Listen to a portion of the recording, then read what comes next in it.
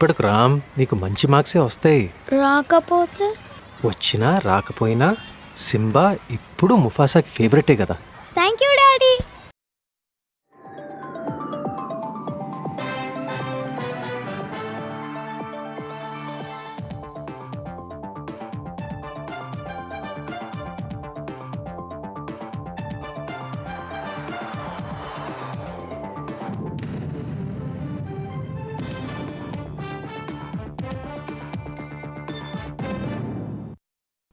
నమస్కారం, ETV news కు స్వాగతం. ముఖ్యాంశాలు: రష్యాపై ఉక్రెయిన్ భీకర దాడులు, వైమానిక స్థావరాలపై డ్రోన్లతో విరుచుకుపడిన కీవ్, 40కి పైగా ఎయిర్ క్రాఫ్ట్లు ధ్వంసం చేసినట్లు ప్రకటన. రష్యాలో పేలుళ్ల కారణంగా కూలిన 2 రైల్వే వంతెనలు, 24 గంటల వ్యవధిలో దుర్ఘటనలు, ప్యాసింజర్పై పడిన ఘటనలో 7గురి మృతి. దేశంలో పాకిస్తానీ గూఢచారులపై దృష్టి పెట్టిన ఎన్ఐఏ, 8 రాష్ట్రాల్లోని 15 ప్రాంతాల్లో తనిఖీలు, ఎలక్ట్రానిక్ గ్యాడ్జెట్లు, కీలక పత్రాలు స్వాధీనం. తెలంగాణ అవతరణ వేడుకలు, ఇందిరమ్మ ఇండ్లపై సీఎం సమీక్ష, రెవెన్యూ సదస్సులు, పంటల సాగుపై మంత్రులు, అధికారులతో చర్చలు.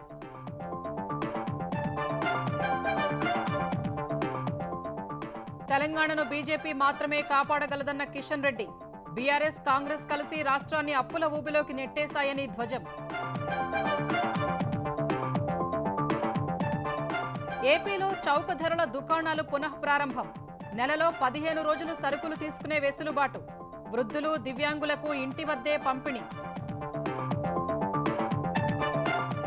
ఏపీలో వైసీపీ క్రిమినల్ ఐడియాలజీని వ్యాప్తి చేస్తోందన్న తెలుగుదేశం, కులాల మధ్య వైషమ్యాలు రెచ్చగొట్టేలా వ్యవహరిస్తోందని మండిపాటు.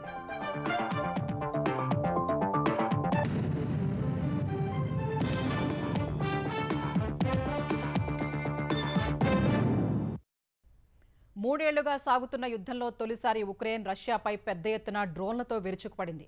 4 వైమానిక స్థావరాలే లక్ష్యంగా భీకర దాడులు చేసింది. ఈ దాడుల్లో 40కి పైగా రష్యా ఎయిర్ క్రాఫ్ట్లు ధ్వంసమయ్యాయని ఉక్రెయిన్ ప్రకటించింది. తొలుత ఉక్రెయిన్పై రష్యా జరిపిన దాడుల్లో 12 మంది సైనికులు మృతి చెందారు. ఈ నేపథ్యంలో రష్యా భూభాగంలోకి చొచ్చుకెళ్లి మరీ జెలెన్స్కీ సేనలు దాడి చేయగా కీవ్ ఈ స్థాయిలో విరుచుకుపడటం ఇదే తొలిసారి అని అంతర్జాతీయ మీడియా పేర్కొంది. రష్యా ఉక్రెయిన్ యుద్ధాన్ని ముగించేందుకు అమెరికా అధ్యక్షుడు డొనాల్డ్ ట్రంప్ చేస్తున్న ప్రయత్నాలు ఫలించేలా కనిపించడం లేదు.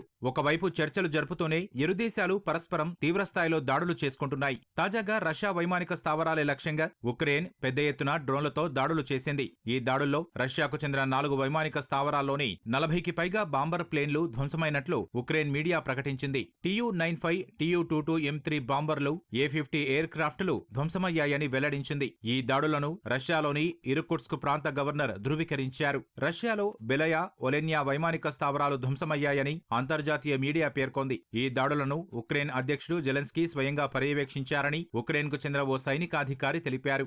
ఈ దాడికి ఉక్రెయిన్ ఏడాదిన్నర నుంచి పక్కా ప్రణాళిక రచించింది. ట్రక్కుల్లో డ్రోన్లను రష్యా భూభాగంలోకి పంపించి అక్కడి నుంచే దాడి చేసింది. ఉక్రెయిన్ దాడి చేసిన రష్యాలోని బెలయా ఎయిర్ బేస్ ఉక్రెయిన్ సరిహద్దులకు దాదాపు 4000 కిలోమీటర్ల దూరంలో ఉంది.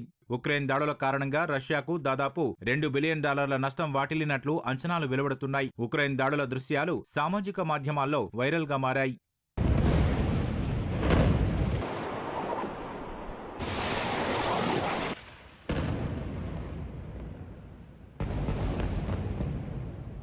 తొలుత ఉక్రెయిన్పై రష్యా పెద్ద ఎత్తున డ్రోన్లతో పాటు 7 బాలిస్టిక్ క్షిపణులను ప్రయోగించినట్లు కీవ్ అధికారులు ప్రకటించారు. సైనిక శిక్షణ కేంద్రంపై జరిగిన క్షిపణి దాడిలో 12 మంది సైనికులు మృతి చెందారని తెలిపారు. 60 మందికి పైగా గాయపడ్డారని చెప్పారు. రష్యా దాదాపు 472 డ్రోన్లను ప్రయోగించిందన్నారు. వాటిలో 385 డ్రోన్లను అడ్డుకున్నామని ఉక్రెయిన్ అధికారులు తెలిపారు. ఈ క్రమంలో ఉక్రెయిన్ రష్యాపై మెరుపుదాడులకు పాల్పడినట్లు తెలుస్తోంది. మరోవైపు రష్యాతో రేపటి శాంతి చర్చలకు తమ బృందాన్ని ఇస్తాంబుల్కు పంపిస్తామని ఉక్రెయిన్ అధ్యక్షుడు జెలెన్స్కీ తెలిపారు.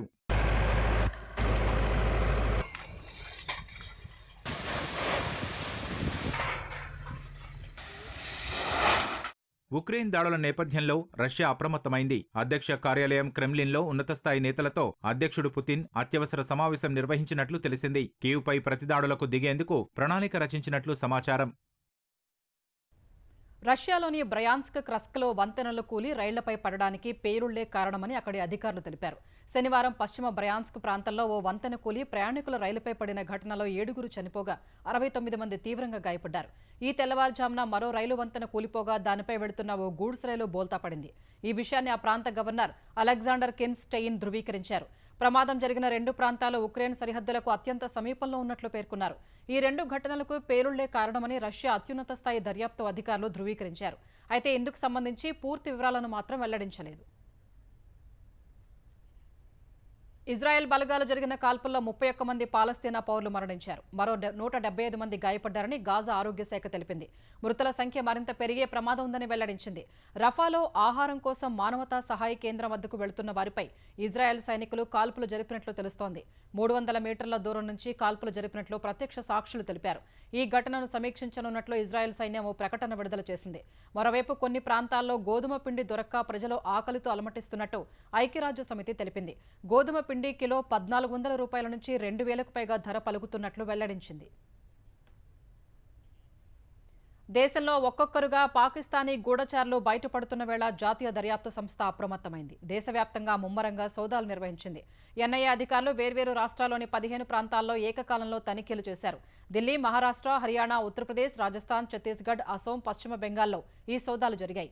పాక్ నిఘా సంస్థ ఐఎస్ఐతో సంబంధాలు ఉన్నాయని భావిస్తున్న అనుమానితుల నివాసాలు, కార్యాలయాల్లో సోదాలు చేశారు. ఈ సందర్భంగా పలు ఎలక్ట్రానిక్ గ్యాడ్జెట్లను సీజ్ చేయడంతో పాటు కొన్ని రహస్య దస్త్రాలను కూడా స్వాధీనం చేసుకున్నట్లు సమాచారం. పాక్ గూఢచార రాకెట్ను నడిపిస్తున్న ఆపరేటర్ల సమాచారం తెలుసుకోవడానికి వాటిని విశ్లేషించనున్నట్లు తెలుస్తోంది. ఐఎస్ఐ కోసం పనిచేస్తున్న వారికి పాక్ నుంచి ఆర్థిక సాయం అందుతున్నట్లు ఎన్ఐఏ అధికారులు అనుమానిస్తున్నారు. సింధు జలాల ఒప్పందాన్ని ఉల్లంఘించిందంటూ భారత్పై నిందలు మోపటం మానుకోవాలని పాకిస్తాన్కు కేంద్ర ప్రభుత్వం హితవు పలికింది. పాకిస్తాన్ భూభాగంపై నుంచి నిరంతరాయంగా జరుగుతున్న సీమాంతర ఉగ్రవాదమే సింధు జలాల ఒప్పందం అమలుకు ఆటంకం కలిగిస్తోందని స్పష్టం చేసింది. తజికిస్తాన్లో హిమానీ నదాలపై జరిగిన ఐరాస ప్లీనరీ సమావేశాల్లో కేంద్ర పర్యావరణ శాఖ సహాయ మంత్రి కీర్తివర్ధన్ సింగ్ ప్రసంగించారు. సింధు జలాల ఒప్పందం కుదిరినప్పటికీ ఇప్పటికీ పరిస్థితులు మారాయన్న మంత్రి ముఖ్యంగా సీమాంతర ఉగ్రవాదం సహా జనాభా, వాతావరణంలో మార్పులు తలెత్తాయని వివరించారు. అందుకే ఒప్పందాన్ని తిరిగి అంచనా వేయాల్సిన అవసరం ఉందని తెలిపారు. 2 దేశాల మధ్య సద్భావన, స్నేహమనే స్ఫూర్తితో ఒప్పందం కుదిరిందని, సింధు జలాల ఒప్పంద పీఠికలోనే ఉందని గుర్తు చేసిన కీర్తివర్ధన్ సింగ్ పాక్ సీమాంతర ఉగ్రవాదంతో ఆ స్ఫూర్తికి భంగం కలుగుతోందని చెప్పారు. ఇదే సమావేశంలో శుక్రవారం ప్రసంగించిన పాక్ ప్రధాని షహబాజ్ షరీఫ్ సింధు జలాల ఒప్పందాన్ని ఉల్లంఘించి భారత్ రెడ్ లైన్ దాటుతోందని, రాజకీయ ప్రయోజనాల కోసం లక్షల మంది జీవితాల్ని అపాయంలో పడేస్తోందని వ్యాఖ్యానించారు. ముస్లిం ఓటు బ్యాంకు కోసమే పశ్చిమ బెంగాల్ సీఎం మమతా బెనర్జీ ఆపరేషన్ సింధూర్కు వ్యతిరేకంగా మాట్లాడుతున్నారని కేంద్ర హోంశాఖ మంత్రి అమిత్ షా ఆరోపించారు. బెంగాల్ పర్యటనలో భాగంగా రాజర్హాట్లో నూతనంగా నిర్మించిన సెంట్రల్ ఫోరెన్సిక్ సైన్స్ ల్యాబొరేటరీని ఆయన ప్రారంభించారు. అనంతరం కోల్కతాలో జరిగిన బీజేపీ కార్యకర్తల సమావేశంలో పాల్గొన్న అమిత్ షా మమతా సర్కారుపై తీవ్రస్థాయిలో విరుచుకుపడ్డారు. ముస్లిం ఓట్ల కోసమే దీదీ ఆపరేషన్ సింధూర్, వక్ఫ్ సవరణ చట్టాన్ని వ్యతిరేకిస్తున్నారన్న అమిత్ షా ఆపరేషన్ సింధూర్పై విమర్శలు చేయడం ద్వారా మహిళల్ని అవమానించారని మండిపడ్డారు. ఇటీవల జరిగిన ముర్షిదాబాద్ అల్లర్లలో టీఎంసీ నేతల హస్తం ఉందని అమిత్ షా ఆరోపించారు. అల్లర్లను కట్టడి చేసేందుకు బీఎస్ఎఫ్ బలగాల్ని పంపాలని ప్రయత్నిస్తే దీదీ సర్కారు అడ్డుకొని అల్లర్లను రెట్టింపు చేసిందని ఆక్షేపించారు. బంగ్లాదేశ్ అక్రమ వలసదారులకు సరిహద్దు ద్వారాలు తెరిచారని మండిపడ్డారు. బెంగాల్ను అన్ని రకాలుగా నాశనం చేసిన మమతకు వచ్చే శాసనసభ ఎన్నికల్లో బెంగాల్ ప్రజలు బుద్ధి చెబుతారని అమిత్ షా జోస్యం చెప్పారు. माँ माटी मानुष का नारा देकर ममता दीदी आई और उन्होंने ये महान बंग भूमि को आज घुसपैठ, भ्रष्टाचार, स्त्रियों पर अत्याचार, बम धमाके और हिंदुओं के साथ दुराचार का केंद्र बनाकर रख दिया है। आपका समय अब समाप्त हो गया है। 26 में भारतीय जनता पार्टी की सरकार बनने वाली। दीदी हिम्मत हो तो हिंसा के बगैर, रेगिंग के बगैर चुनाव कराकर देखो। आपकी खुद की जमानत ये बंगाल की जनता जब्त कर लेगी। ఆపరేషన్ సింధూర్పై సామాజిక మాధ్యమాల్లో తన భావాల్ని వెల్లడించే క్రమంలో ఒక వర్గాన్ని కించపరుస్తూ వ్యాఖ్యలు చేసిన పూణే న్యాయ విశ్వవిద్యాలయ విద్యార్థిని శర్మిష్ఠా పనోలీకి కోల్కతాలోని స్థానిక కోర్టు 14 రోజుల జ్యుడిషియల్ కస్టడీ విధించింది. పోలీసులు ఆమెను జైలుకు తరలించారు. సోషల్ మీడియా ఇన్ఫ్లుయెన్సర్ అయిన శర్మిష్ఠా పనోలి ఆపరేషన్ సింధూర్పై స్పందించని బాలీవుడ్ నటుల్ని ఉద్దేశిస్తూ సామాజిక మాధ్యమాల్లో వీడియో పోస్ట్ చేసింది. అనంతరం ఓ యూజర్ పెట్టిన కామెంట్కు బదులిచ్చే క్రమంలో ఒక వర్గాన్ని కించపరుస్తూ పోస్ట్ చేసింది. దీనిపై తీవ్ర వ్యతిరేకత రావడంతో పోస్టును తొలగించి క్షమాపణ కోరింది. ఈ అంశంపై కోల్కతా పోలీసులకు ఫిర్యాదు అందగా ఆమెను గత నెల 30న అరెస్ట్ చేశారు. అటు శర్మిష్ఠా అరెస్టు రాజకీయంగా తీవ్ర దుమారం రేపుతోంది. సనాతన ధర్మాన్ని అపహాస్యం చేస్తూ మాట్లాడే టీఎంపీ ఎంపీలపై కోల్కతా పోలీసులు ఎందుకు చర్యలు తీసుకోలేదని ఆంధ్రప్రదేశ్ ఉప ముఖ్యమంత్రి పవన్ కళ్యాణ్ ప్రశ్నించారు. దైవ దూషణను ఎప్పుడూ ఖండించాల్సిందేనన్న పవన్, సెక్యులరిజం ఒకరికి రక్షణ కవచంగా మరొకరికి కత్తిలా ఉండకూడదని అన్నారు. పశ్చిమ బెంగాల్ పోలీసుల తీరును దేశమంతా గమనిస్తోందని ఎక్స్లో పోస్ట్ చేశారు. సోషల్ మీడియాలో చేసిన పోస్టు ఆధారంగా శర్మిష్ఠను అరెస్టు చేయడం సరికాదని డచ్ పార్లమెంట్ సభ్యుడు గీర్ట్ వైల్డర్స్ ఎక్స్లో పోస్ట్ చేశారు. ఎంతో ధైర్యవంతురాలైన ఆమెను విడుదల చేసేలా అధికారుల్ని ఆదేశించాలని ప్రధాని మోదీకి విజ్ఞప్తి చేశారు. ఈశాన్య రాష్ట్రాల్లో వరదలు బీభత్సం సృష్టించాయి. 2 రోజులుగా ఎడతెరిపి లేకుండా వర్షాలకు పలు రాష్ట్రాల్లో కొండచర్యలు విరిగిపడి పదుల సంఖ్యలో మరణాలు సంభవించాయి. అసోం, అరుణాచల్ ప్రదేశ్, మేఘాలయ, మణిపూర్, మిజోరాం రాష్ట్రాల్లో ఆకస్మిక వర్షాలతో జనజీవనం స్తంభించింది. అరుణాచల్ ప్రదేశ్ ఈస్ట్ కమెంగ్ జిల్లాలో కొండచర్యలు విరిగిపడి కారు అదుపు తప్పి పక్కన ఉన్న 150 మీటర్ల లోయలో పడింది. ఈ ప్రమాదంలో 2 కుటుంబాలకు చెందిన 7గురు మరణించారు. లోయర్ సుబన్ సిరి జిల్లాలో కొండచర్యలు విరిగిపడి పొలంలో పనిచేస్తున్న 2 కూలీలు చనిపోయారు. అసోంలోని 15 జిల్లాలపై వరద ప్రభావం తీవ్రంగా ఉంది. 6 జిల్లాల్లో ఏకధాటిగా కురిసిన వర్షాలకు వరదలు సంభవించాయి. కామ్రూప్ మెట్రోపాలిటన్ జిల్లాలో కొండచర్యలు విరిగిపడి 3 మహిళలు సహా 5గురు చనిపోయారు. గువాహటితో పాటు పలు పట్టణాల్లో రహదారులు చెరువుల్లో మారాయి. మిజోరాం, మేఘాలయ, త్రిపుర, నాగాలాండ్లో కూడా భారీ వర్షాల కారణంగా పలువురు మరణించారు. వరద ప్రభావిత రాష్ట్రాల్లో సైన్యం, ఎన్డీఆర్ఎఫ్ బృందాలు సహాయక చర్యలు చేపట్టాయి.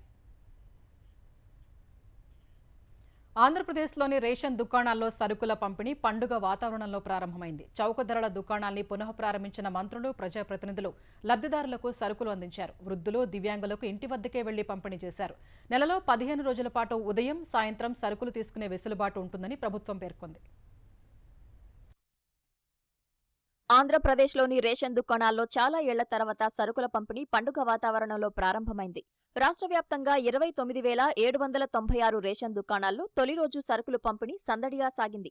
సత్యసాయి జిల్లా పెనుకొండలో మంత్రి సవిత లబ్ధిదారులకు నిత్యావసరాలు పంపిణీ చేశారు. తర్వాత వృద్ధుల ఇంటికెళ్లి సరుకులు అందజేశారు. కర్నూలు నరసింహరావుపేటలో రేషన్ దుకాణాల ద్వారా నిత్యావసర సరుకుల పంపిణీని మంత్రి టీజీ భరత్ ప్రారంభించారు. కృష్ణా జిల్లా మచిలీపట్నం రాజుపేటలో మంత్రి కొల్లు రవీంద్ర చౌక ధరల దుకాణాన్ని ప్రారంభించారు. రేషన్ అక్రమాలకు చెక్ పెట్టేలా డిపోల్లోనే సరుకులు అందిస్తున్నామని మంత్రి తెలిపారు. మన్యం జిల్లా సాలూరులో రేషన్ డిపో ద్వారా సరుకుల పంపిణీకి మంత్రి సంధ్యారాణి శ్రీకారం చుట్టారు. తూర్పుగోదావరి జిల్లా ఉండ్రాజవరం మండలం సత్యవాడలో మంత్రి దుర్గేష్ సరుకులు పంపిణీని ప్రారంభించారు. పశ్చిమ గోదావరి జిల్లా పాలకొల్లులో కేంద్ర మంత్రి భూపతిరాజు శ్రీనివాస్ వర్మ, మంత్రి నిమ్మల రామానాయుడు రేషన్ దుకాణాలను ప్రారంభించి మహిళా కార్డుదారులకు బియ్యం, చీరలు అందించారు. పిఠాపురం, కాకినాడ రూరల్ నియోజకవర్గాల్లో రేషన్ దుకాణాలను పౌర సరఫరాల శాఖ మంత్రి నాదెండ్ల మనోహర్ ప్రారంభించారు. వైసీపీ హయాంలో పౌర సరఫరాల వ్యవస్థను నాశనం చేశారని మంత్రి మండిపడ్డారు. పటిష్టంగా ఉన్న వ్యవస్థని దశాబ్దాల కాలంగా ప్రజలకి మెరుగైన సేవలు అందిస్తూ ఉన్న ఈ రేషన్ షాపుల్ని దురుద్దేశంతో రద్దు చేసి ఎండియు వ్యాన్లు తీసుకొచ్చి దాదాపు 1700 కోట్ల రూపాయలు వెచ్చించి రాష్ట్రానికి ఎంతో నష్టం కలిగించారు. ఈ 29,000 రేషన్ షాపులు ప్రతిరోజు 1వ తారీఖు నుంచి 15వ తారీఖు వరకు ఉదయం 8 నుంచి మధ్యాహ్నం 12 వరకు 4ంటికి ఓపెన్ చేసుకుని సాయంత్రం 8 వరకు కార్డుదారులు అందరికీ కూడా అందుబాటులో ఉంటారు. 65 సంవత్సరాలు నిండిన వృద్ధులు ఉన్నారు, ఎవరైతే దివ్యాంగులు ఉన్నారో వాళ్ళందరికీ కూడా ఇంటికే వెళ్లి డెలివరీ చేసేటట్టు 5వ తారీఖు లోపే ప్రతి రేషన్ షాప్ నుంచి ఆ కార్యక్రమం ప్రారంభిస్తాం. విశాఖ గాజువాకలో రేషన్ పంపిణీ కార్యక్రమాన్ని టీడీపీ రాష్ట్ర అధ్యక్షుడు పల్లా శ్రీనివాసరావు ప్రారంభించారు. పేద ప్రజలకు సక్రమంగా, సకాలంలో నిత్యావసరాలు అందేలా చూడటమే కూటమి ప్రభుత్వ ధ్యేయమని స్పష్టం చేశారు. మిగతా జిల్లాల్లో ఎమ్మెల్యేలు, ఇతర ప్రజాప్రతినిధులు చౌక ధరల దుకాణాలను ప్రారంభించి లబ్ధిదారులకు సరుకులు అందజేశారు. రేషన్ డిపోల్లో నాణ్యమైన బియ్యం, పంచదార, కందిపప్పు అందించడంపై కార్డుదారులు సంతోషం వ్యక్తం చేశారు. కేంద్ర ప్రభుత్వ ఆదేశాల మేరకు జూన్, జూలై, ఆగస్టుకు సంబంధించిన రేషన్ సరుకుల పంపిణీ తెలంగాణలో ప్రారంభమైంది. రేషన్ దుకాణాల్లో నేటి నుంచి 30వ తేదీ వరకు జీహెచ్ఎంసీ సహా 33 జిల్లాల్లో పోర్టిఫైడ్ రైస్తో పాటు పంచదార, గోధుమలు కూడా పంపిణీ చేస్తున్నారు. ముందస్తుగా నైరుతి రుతుపవనాలు రావడం, పలు రాష్ట్రాల్లో భారీ వర్షాలు, వరదల్ని దృష్టిలో పెట్టుకుని కేంద్ర ప్రభుత్వం 3 నెలల రేషన్ను ఒకేసారి ఇవ్వాలని నిర్ణయించింది. ఇందుకు అనుగుణంగా తెలంగాణ ప్రభుత్వం కూడా 3 నెలల సన్నబియ్యం కోటాను అందించేందుకు ఏర్పాట్లు చేసింది. 10,665 కోట్ల రూపాయల వ్యయంతో 2.81 కోట్ల మందికి ఉచితంగా సన్నబియ్యం పంపిణీ చేస్తున్న తరుణంలో అధికారులు, చౌక ధరల దుకాణాల డీలర్లు అవినీతి అక్రమాలకు పాల్పడితే కఠిన చర్యలు ఉంటాయని మంత్రి ఉత్తమ్ కుమార్ రెడ్డి హెచ్చరించారు. నెల రోజుల పాటు రేషన్ దుకాణాలు తెరిచి ఉండనున్న దృష్ట్యా లబ్ధిదారులు ఒకేసారి వచ్చి ఇబ్బందులు పడొద్దని పౌర సరఫరాల శాఖ సూచించింది. తెలంగాణ అవతరణ వేడుకలు ఇందిరమ్మ ఇండ్లపై ముఖ్యమంత్రి రేవంత్ రెడ్డి సమీక్షించారు. బంజారాహిల్స్లోని కమాండ్ కంట్రోల్ సెంటర్లో మంత్రులు, అధికారులతో సమావేశమైన సీఎం రెవెన్యూ సదస్సులు వర్షాకాలం పంటల సాగు సన్నద్దతపైన చర్చించారు. రాజీవ్ యువ వికాసం పథకం కింద రాష్ట్రంలోని నిరుద్యోగ యువతకు ₹1,00,000 వరకు రాయితీ రుణాల కోసం ఇచ్చే ప్రొసీడింగ్స్ పైన మథనం జరిపారు. మే 29, 30 తేదీల్లో జిల్లాల్లో పలువురు మంత్రులు విస్తృతంగా పర్యటించారు. ఆయా కలెక్టరేట్లలో అధికారులతో సమీక్షలు నిర్వహించారు. జిల్లాల వారీగా నివేదికల్ని ముఖ్యమంత్రికి మంత్రులు అందించినట్లు తెలిసింది.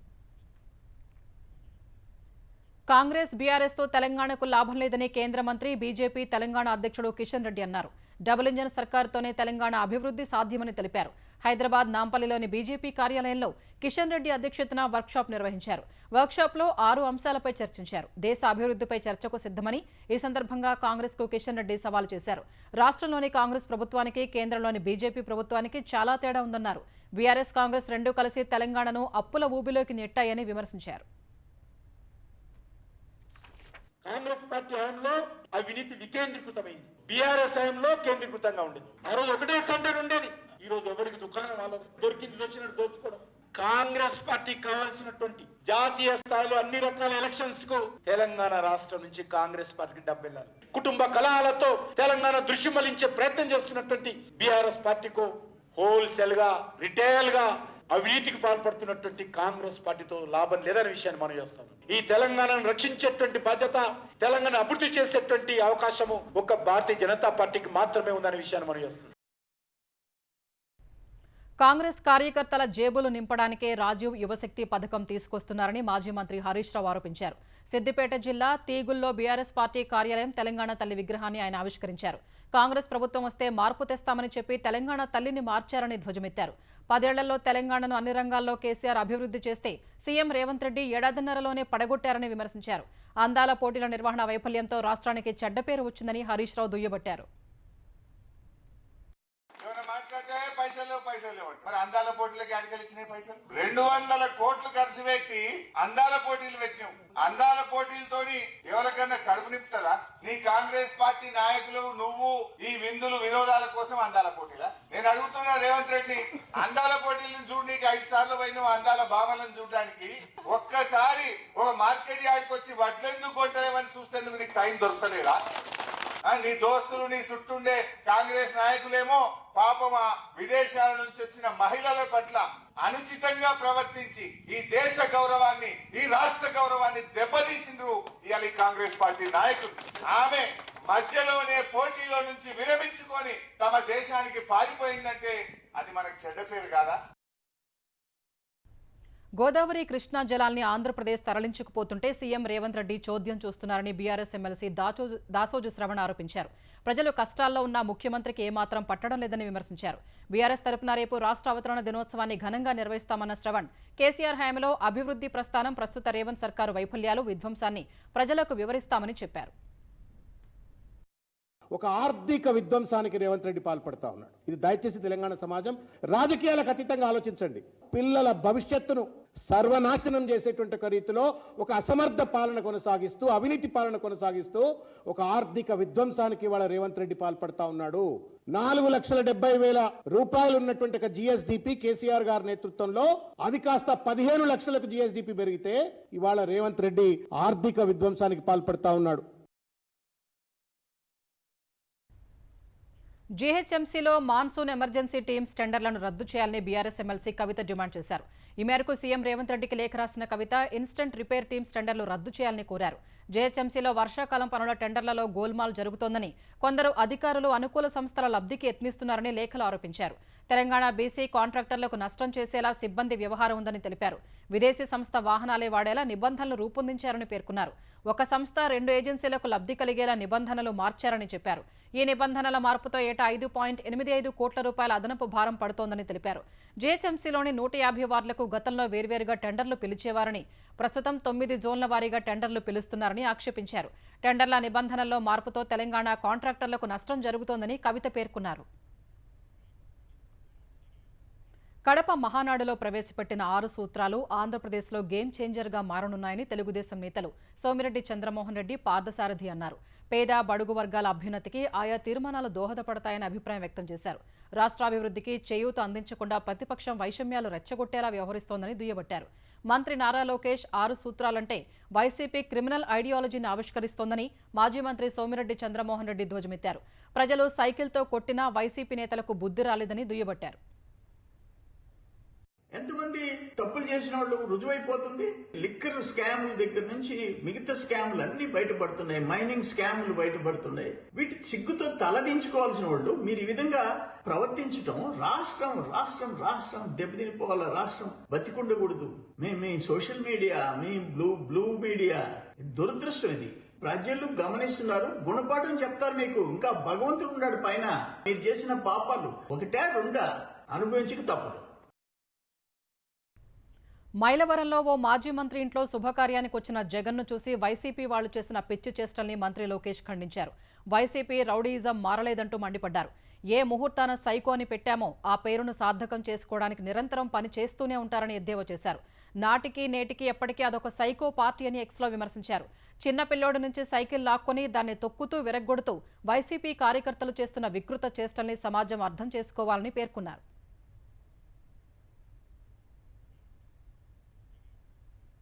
గోదావరి డెల్టాలో ఖరీఫ్ పంట సాగు కోసం ముందుగానే నీటిని విడుదల చేశారు. తూర్పుగోదావరి జిల్లా ధవళేశ్వరం బ్యారేజీ నుంచి పశ్చిమ, మధ్య, తూర్పు డెల్టా హెడ్ వర్క్స్ వద్ద గేట్లు ఎత్తి నీటిని కిందకు వదిలారు. అధికారులు సాగునీటి సంఘం చైర్మన్లు ప్రత్యేక పూజలు చేసి 3 ప్రధాన కాలువలకు నీటిని వదిలారు. ముందుగానే నీటి విడుదలతో గోదావరి డెల్టా ప్రధాన కాలువలు జలకళ సంతరించుకున్నాయి. అక్టోబర్ ఆ తర్వాత వచ్చే తుపానుల నుంచి పంటను కాపాడుకునేందుకే ముందస్తుగా నీటిని విడుదల చేస్తున్నట్లు అధికారులు తెలిపారు.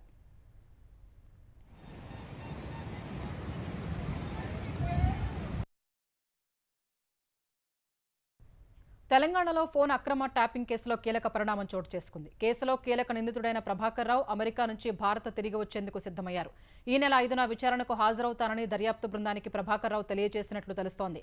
ఫోన్ అక్రమ ట్యాపింగ్ కేసు విచారణకు పూర్తిగా సహకరిస్తానంటూ సుప్రీంకోర్టుకు అండర్టేకింగ్ లెటర్ ఇచ్చారు. వన్ టైం ఎంట్రీ పాస్పోర్ట్ అందిన వెంటనే భారత్ రానున్నట్లు ప్రభాకర్ రావు వెల్లడించారు. అయితే పాస్పోర్ట్ అందిన 3 రోజుల్లో భారత్లో ఉండాలని సుప్రీంకోర్టు ఆదేశాలు జారీ చేసింది. దాదాపు 14 నెలలుగా అమెరికాలో ఉంటున్న ప్రభాకర్ రావు విచారణకు సహకరిస్తే ట్యాపింగ్ కేసు కొలిక్కి వచ్చే అవకాశం ఉందని దర్యాప్తు బృందం భావిస్తోంది. 2 పడక గదుల ఇళ్ల కేటాయింపులో అవకతవకలు జరిగాయంటూ మేడ్చల్ మల్కాజ్గిరి జిల్లా ఘట్కేసర్ మండలం ప్రతాపసింగారంలో మహిళలు ధర్నాకు దిగారు. పలువురు నాయకులు ఏకపక్షంగా వ్యవహరిస్తూ నిరుపేదలకు కాకుండా ఇతరులకు ఇళ్లు మంజూరు చేయించారని ఆరోపించారు. 90 మంది లబ్ధిదారుల్లో 30 మంది మాత్రమే ఇళ్లు లేని పేదలు ఉన్నారని, మిగిలిన వారంతా బోగస్సేనని వాపోయారు. ఎలాంటి విచారణ చేయకుండా అనర్హులకు ఇళ్లు మంజూరు చేయటం ఏంటని మహిళలు ప్రశ్నించారు. హైదరాబాద్ మెహదీపట్నం పోలీస్ స్టేషన్ పరిధిలో ఉదయం వాకింగ్ చేస్తున్న చంద్రకళ అనే వృద్ధురాలి మెడలో నుంచి ఓ దుండగుడు బంగారు గొలుసు లాక్కొని పరారయ్యాడు. ఉదయం 7 గంటల సమయంలో చంద్రకళ అనే వృద్ధురాలు వాకింగ్కు వెళ్లగా హెల్మెట్ పెట్టుకుని వచ్చిన వ్యక్తి ఎవరూ లేని సమయం గమనించి ఆమె మెడలో నుంచి గొలుసు లాక్కునే ప్రయత్నం చేశాడు. వృద్ధురాలు ఎంత ప్రతిఘటించినా లాభం లేకుండా పోయింది. చివరికి తొలన్నర బంగారు గొలుసును లాక్కుని దుండగుడు పరారయ్యాడు. కేసు నమోదు చేసుకుని పోలీసులు దర్యాప్తు చేస్తున్నారు.